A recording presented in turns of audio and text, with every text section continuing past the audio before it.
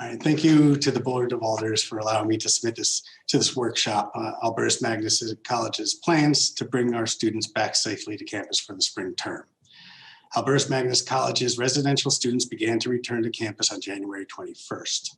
All residential students have been required to provide a negative PCR test within 7 days of arrival on campus, and were also tested using both a rapid antigen test and a PCR test on the day of move-in, and they were only allowed to proceed with move-in with a negative result.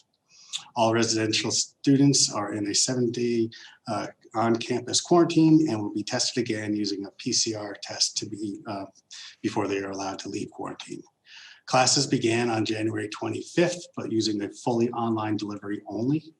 Classes were returned to the hybrid approach of instruction that was used in the fall, starting on February 3rd. Commuter students will also be required to provide a negative PCR test before attending classes on campus. All students, resident and commuter, were instructed to quarantine at their home for 7 days prior to arrival on campus. All resident and commuter students will be tested weekly through the end of February, after which 25% of the undergraduate student population will be tested weekly. The college will now also test 10% of faculty and staff weekly. Student athletes will be tested 3 times a week when they are practicing or in competition.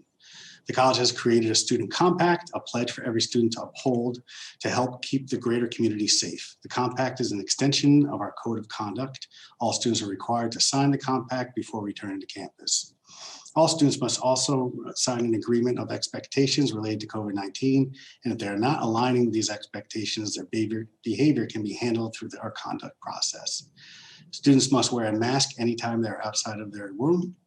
Students are highly discouraged from having any guests, including family members, inside of the residence halls. All guests must register and provide contact information for tracing purposes, and all overnight guests are prohibited.